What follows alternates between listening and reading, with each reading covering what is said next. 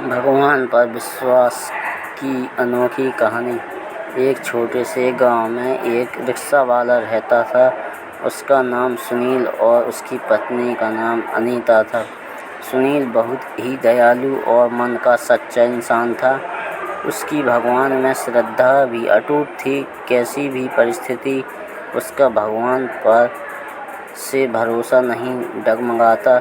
वह रोज auto rickshaw चलाकर लोगों को उनके घर लेकर जाता था। छोटे बच्चों से लेकर बड़ों तक सभी से उसका बर्ताव अच्छा था। अच्छे स्वभाव की वजह से सैकड़ों लोग उसे पहचानने लगे थे। आधी रात भी अगर किसी को आवश्यक काम के लिए बाहर जाना पड़े तो वह नेक इंसान तैयार हो जाता था। रात के समय भी औरतें भरोसे के कारण इस रिक्शा चालक की रिक्शा में न डरते हुए जाती थीं। वो एक दयालु मन का इंसान था। सभी गांव वाले उसे बहुत प्यार करते थे। उसे 3 लड़कियां थीं, चांदनी, सलोनी और अंकिता। वह तीनों पढ़ाई कर रही थीं। बड़ी लड़की की पढ़ाई पहले से ही पूरी हो चुकी थी। सुनील ने अपनी बड़ी बेटी चांदनी की 12वीं तक पढ़ाई करवाई थी। बाकी की 2 लड़कियां पढ़ाई कर रही थीं।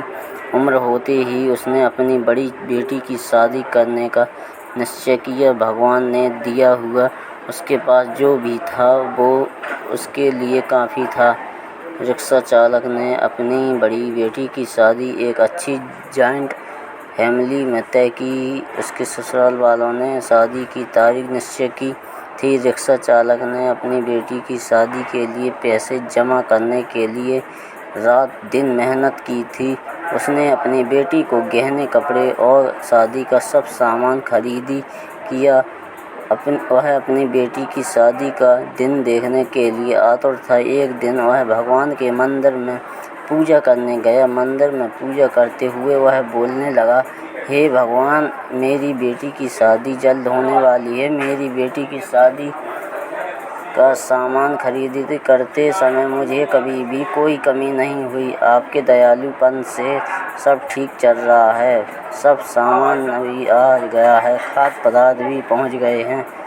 उसने इन सभी के लिए भगवान का उपकार माना और उन्हें धन्यवाद किया। शादी को 2-3 दिन बचे थे। वह अपनी बेटी के पास गया और बोला, मेरे पास तुम्हें देने के लिए ज़्यादा नहीं है, पर मैंने तुम्हारे लिए कुछ गहने लिए हैं। एक अच्छे परिवार में तुम्हारा साथ हाथ सौंप रहा हूँ।